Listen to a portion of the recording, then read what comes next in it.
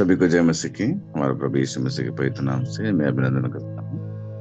हमारे बीच में आज राहुल है। राहुल भाई परमेश्वर वचन को बैठेंगे। मैं समय कभी राहुल को देना चाहता हूँ। सभी को जय मसीह की।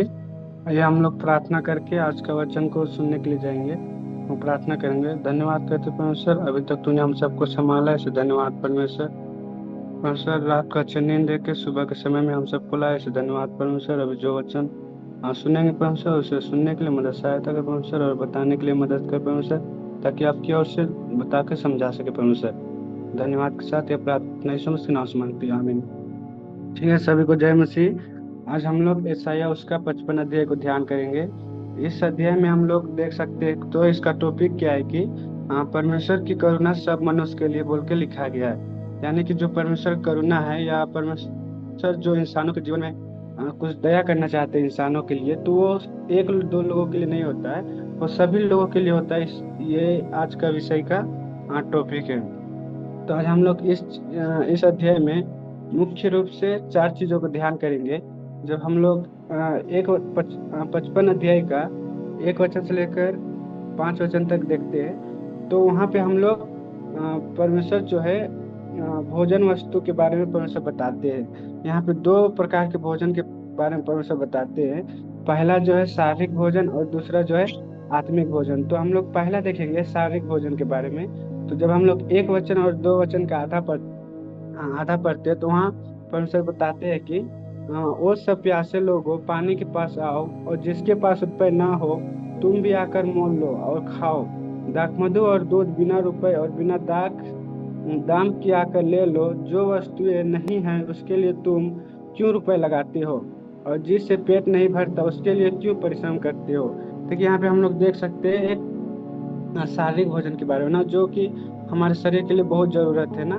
तो ये भोजन हमारे आत्मा के लिए, इस भोजन से कुछ लाभ नहीं है, लेकिन अगर आत्मा को इस शरीर में रहना है, तो इस भोजन को हमें हमारे जीवन में हमेशा लेना बहुत जरूरी है ना। तो ये भोजन से हम लोग क्या सीख सकते हैं कि बहुत सारे लोग ऐसे होते हैं कि कुछ ऐसे भोजन वस्तु रहते हैं जिसको खाने से इनकार करते हैं, या बोलते हैं कि इसको खाने से हम परमेश्वर से दूर हो जाएंगे, या हम अशुद्ध हो जाएंगे। इसी प्रकार के बहुत सारे मसीह लोग भी सोच रखते हैं। लेकिन अगर हम लोग मार्कुस उसका 7 का 20 से 23 वचन तक पढ़ते हैं, तो वहाँ पे यीशु मसीह बहुत अच्छे रीति से बता देते हैं कि कोई व्यक्ति जो है, कोई भोजन वस्तु को खाने से, या मीट सब खाने से कोई व्यक्ति कभी अशुद्ध नहीं होता है, बल्कि उसके मन से जो सोच निकलता है, जैसे चोरी का सोच, व्यभिचार का सोच, जैसे बहुत सारे सोच निकलता है, वही एक व्यक्ति को अशुद्ध करता है बोल के यीशु मसीह बताते हैं। तो यहाँ पहला हम लोग देखें कि एक शारीरिक भोजन, जो कि एक मसीह जीवन में बहुत जरूरी है अगर परमेश्वर के साथ जीना है तो।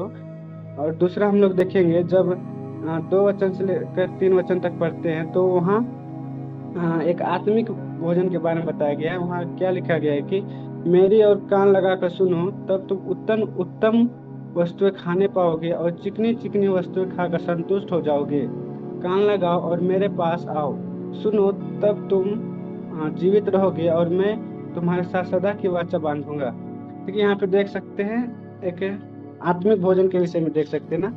परमेश्वर बता रहे हैं कि तुम मेरे पास आओ और मेरे वचनों को सुनो, जिससे तुम आत्मिक भोजन पा सको, खा करके संतुष्ट होगे बोल के परमेश्वर बता रहे हैं। तो ये हम लोग देख सकते हैं कि आत्मिक भोजन आखिर में है क्या ना। क्योंकि शारीरिक भोजन में हम लोग देख सकते हैं खाना, चिकन, ये सब शारीरिक भोजन के जीवन में शारीरिक भोजन के में आता है। लेकिन आत्मिक भोजन, मसीह जीवन में आत्मिक भोजन है क्या है बोला जाए तो, जब हम लोग यूहन्ना में पढ़ते हैं, तो वहाँ स्वयं यीशु मसीह बताता है कि मैं ही जीवन की रोटी हूँ, और मैं ही जल का स्रोत हूँ बोल के यीशु मसीह बताता है ना।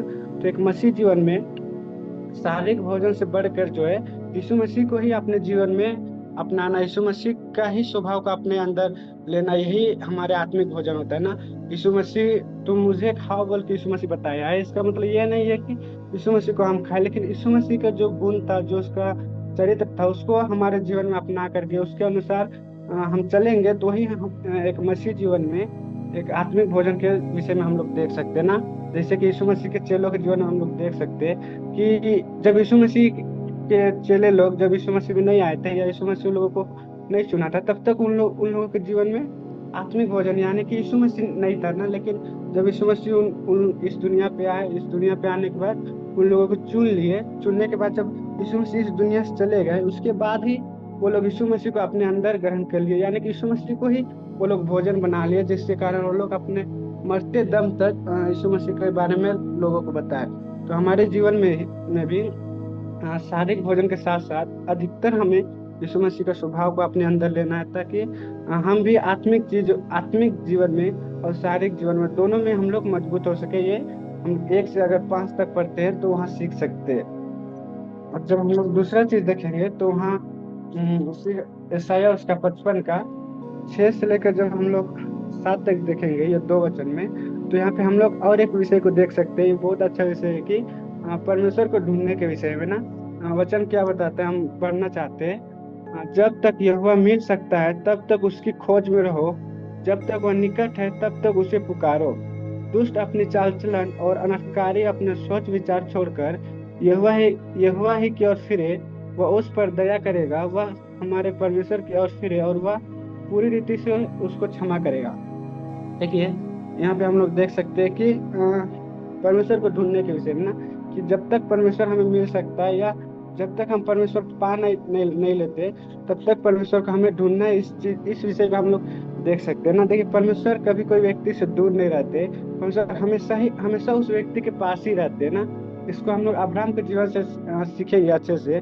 देखिए, अब्राहम जो है, जब परमेश्वर उसको नहीं बुलाया था, जब वो परमेश्वर में आने से पहले वो भी एक मूर्ति बनाने वाला व्यक्ति था ना, और मूर्ति बना के उसी मूर्ति को ही वो पूजा करता था ना।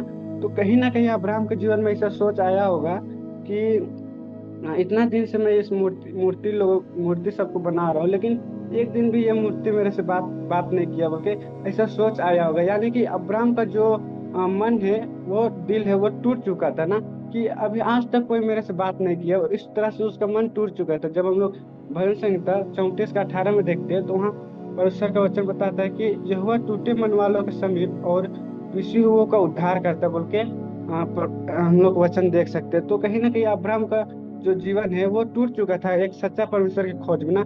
इसी कारण से शायद परमेश्वर जब अब्राहम को एक ही बार बुलाते हैं, तो वो अपने सब चीजों को छोड़ के परमेश्वर के पीछे चल जाता है, और परमेश्वर में इतना निर्भर हो जाता है कि परमेश्वर को छोड़ के और उसके लिए कोई धन संपत्ति नहीं रहता है। तो अब्राहम जो है सही समय पे परमेश्वर को ढूंढ लेता है और परमेश्वर को पा लेता है।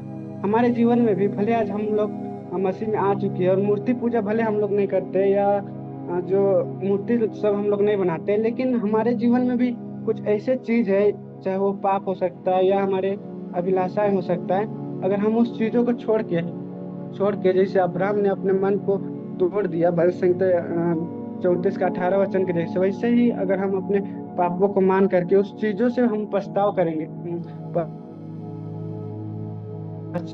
अपने जीवन में, तो जब अब्राहम को एक ही बार परमेश्वर बुलाने से वो संपूर्ण रीति से अब्राहम परमेश्वर का हो गया, वैसे ही हमारे जीवन में भी परमेश्वर कार्य करना चाहते हैं। लेकिन जब हम अपने हृदय को तोड़ के परमेश्वर के पास जाएंगे और अपनी गलती जो है जिसको हम लोग पहले करते थे उसे छोड़ देंगे, तो परमेश्वर आज भी हमारे समीप रहने के लिए तैयार है ना।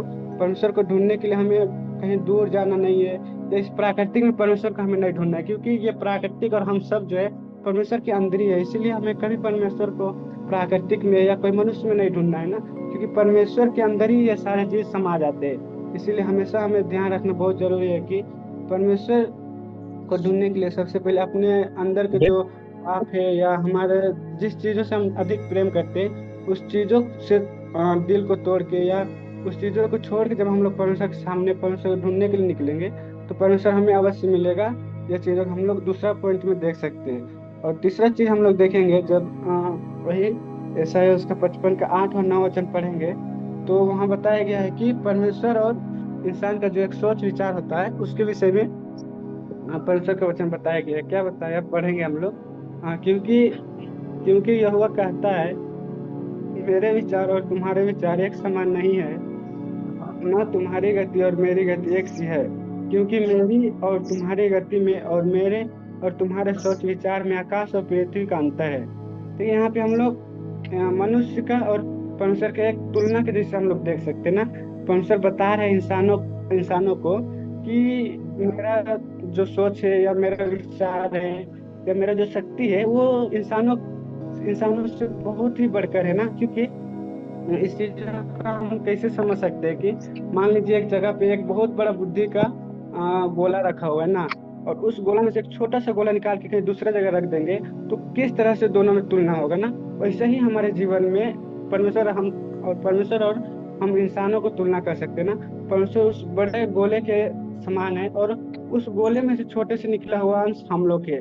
तो क्या कभी हम लोग परमेश्वर से बड़ा हो सकते हैं, या हमारा गति या परमेश्वर का गति एक साथ मिल सकता है, या हमारा सोच विचार या परमेश्वर का सोच विचार कभी एक साथ नहीं मिल सकता ना। क्योंकि हमेशा जो है पिता बेटा से बड़ा ही होता है। इस चीजों को हम लोग देख सकते हैं। तो परमेश्वर जो है इस वचन के द्वारा हमें यही बताना चाह रहे हैं कि कभी हमें परमेश्वर के तुल्य या परमेश्वर से के जैसे होना नहीं चाहिए ना। क्योंकि हम लोग देख सकते हैं शैतान के जीवन में कि जब वो उसके अंदर घमंड आ जाता है, जो वो परमेश्वर के तुल्य होना चाहता है या उसके बराबर होना चाहता है, तो परमेश्वर उसके साथ क्या करते हैं इस चीजों को हम लोग सबको जानते ही होंगे। इसीलिए कभी भी हमें परमेश्वर के तुल्य हम लोग है या परमेश्वर की गति में हम लोग चल सकते, ऐसे हमारे जीवन में सोच विचार नहीं रखना है, बल्कि हमें परमेश्वर के नीचे ही परमेश्वर जितने योग हमें बनाया उतना ही में हमें संतुष्ट रह के उतना ही में हमें जीना बहुत जरूरी है। तब परमेश्वर जो है अपनी गति के अनुसार हमें आगे बढ़ाएंगे। इस चीजों को हम लोग देख सकते हैं तीसरा पॉइंट में। जब हम लोग चौथा पॉइंट में जाएंगे तो वहाँ 10 वचन से लेकर 11 वचन तक देखेंगे, तो वहाँ परमेश्वर बताते हैं कि जो आकाश है उसमें से बारिश आता है। बारिश आने के बाद जो धन्यवाद किसान लोग धन्यवाद भाई बीज बोया रहता है, वो साहब। बीजों को उगा करके फिर से वो वापस लौट के चला जाता है। बिना बीज को उगाए वो वापस नहीं जाते, ताकि जो लोग बीज बोते हैं उन लोगों को फल मिले, और जो लोग खाने वाले हैं उन लोगों को रोटी मिले बोल के देख सकते हैं। तो इसमें हम लोग एक चीजों को समझ सकते हैं परमेश्वर के वचन के बारे में ना। जब हम लोग 11 वचन को पढ़ते हैं तो वहाँ बताया गया है कि उसी प्रकार से मेरा वचन भी होगा, जो मेरे मुंह से निकलता है वह व्यर्थ ठहर कर मेरे पास ना लौटेगा, परंतु जो मेरी इच्छा है उसे वह पूरा करेगा, और जिस काम के लिए मैंने उसको भेजा है उसे वह सफल करेगा। देखिए यहाँ पे हम लोग देख सकते हैं कि जैसे बारिश आ करके जितने भी किसान लोग बीज सब बोते हैं सभी को उपज दे करके ही वो वापस जाता है, वैसे ही परमेश्वर का वचन भी है बोल के हम लोग यहाँ देख सकते हैं। तो ये वचन आजकल किस रीति से कार्य कर रहा है इसे हम लोग देखना है। तो इसको हम लोग दो तरीका से देख सकते हैं ना। क्योंकि जब हम लोग यूहन्ना उसका 1 का 1 में देखते हैं, तो वहाँ बताया गया है कि आदि में वचन था और वचन परमेश्वर के साथ था और वचन ही परमेश्वर था बोल के बताया गया है। यानी कि आदि में वचन था, यानी कि परमेश्वर जो है परमेश्वर का बेटा जो यीशु मसीह वो ही वचन है बोल के इस यूहन्ना 1 का 1 में देख सकते हैं। तो यहाँ पे हम लोग देख सकते हैं कि यीशु मसीह जो है एक वचन के रूप में आज से 200 ईसा पूर्व पहले इस दुनिया पे आए थे ना। जैसे परमेश्वर की इच्छा था या जैसे परमेश्वर चाहते थे कि मेरा बेटा जो यीशु मसीह है, वो इस दुनिया पे आकर के हर एक लोगों के लिए अपने जान देना है और कुछ साल सेवकाई करना है और बहुत सारे लोगों को मसीह में लाना है। इस प्रकार का परमेश्वर का एक योजना था यीशु मसीह के विषय में ना। यानी कि यीशु मसीह ही वचन बन के इस दुनिया पे आए एक इंसान के रूप में।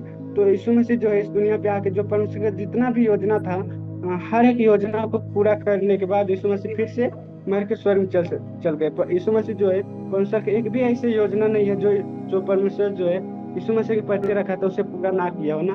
यीशु मसीह हर एक योजनाओं को पूरा करके फिर से मर के स्वर्ग में चल गए, और यीशु मसीह जो है फिर से एक बार आने वाला है। ये हम लोग पहला वचन के बारे में देख सकते हैं। और जब दूसरा वचन के बारे में देखेंगे तो वर्तमान समय में बहुत सारे पास्टर लोग हैं, सेवक लोग हैं, बहुत सारे वचनों को बताते हैं ना। वचन को बताते हैं, और वचन को बताने के समय कुछ लोग ऐसे सोचते हैं कि ये तो बड़ा पास्टर है इसलिए इसके द्वारा बहुत सारे लोग मन फिराएंगे, ये तो छोटा पास्टर है इसके द्वारा टॉपिक क्या कुछ ही हुआ? लोग मन फिराएंगे। इस प्रकार के कभी कभी हमारे जीवन में सोच आता होगा, लेकिन कभी वचन जो है एक व्यक्ति बताता है वो बड़ा पास्टर है छोटा पास्टर है, वो पास्टर को देख के वचन कभी किसी के मन में कार्य नहीं करता ना।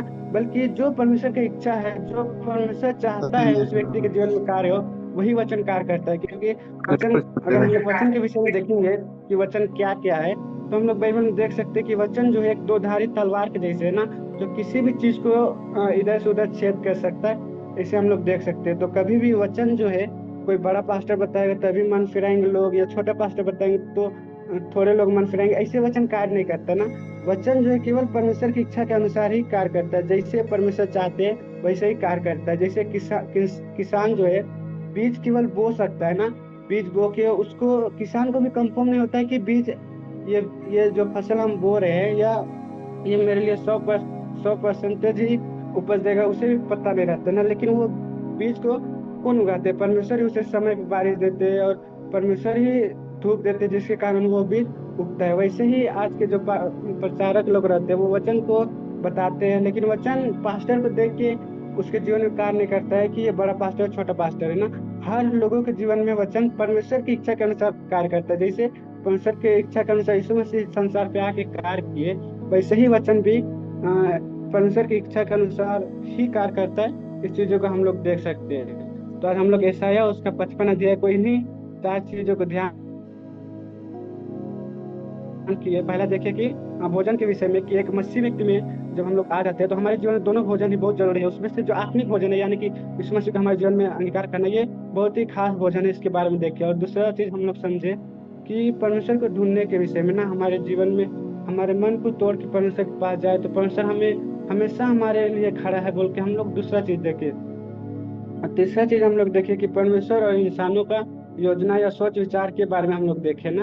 और चौथा चीज हम लोग देखे एक वचन का कार्य या वचन कैसे परमेश्वर का वचन कार्य करता है, इसके विषय में देखे। तो इसमें हम लोग यीशु मसीह के बारे में और वर्तमान में जो प्रचारक लोग रहते हैं उन लोगों के वचन के बारे में हम लोग देखे। तो मैं आशा करता हूँ कि इस वचन के द्वारा सभी को समझ आ गया होगा और आगे का समय हम अंकल को देना चाहते हैं।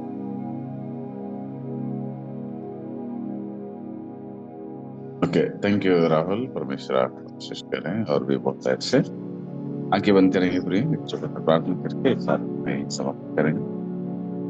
स्वर्ग में विराजमान परमेश्वर पिता, इस सुंदर समय के लिए धन्यवाद प्रभु जी। इस दिन में हम सब लोग मिलकर तेरे करीब आने के लिए हमें मदद किया, इसलिए धन्यवाद प्रभु यीशु मसीह। इस साधन में जितने लोग जुड़े हैं उन सबके जीवन को आत्मिकता को आशीष करें ताकि वो लोग आगे बढ़कर प्रभु तेरे राज्य की महिमा करें। यीशु मसीह तेरे लिए जिंदगी बिताएं, अपने जीवन में तुझे वो प्रकाशित करने के लिए सहायता करें। सारी प्रार्थना यीशु मसीह के पवित्र नाम से विनती करते हैं।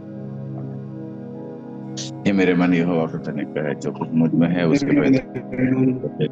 हे मेरे मन यहोवा को धन्य कहे और उसके किसी उपकार पर नहीं। जय मसीह की। God bless you. फिर कल मिलेंगे। जय मसीह सबको। जय मसीह की। जय मसीह। जय मसीह की।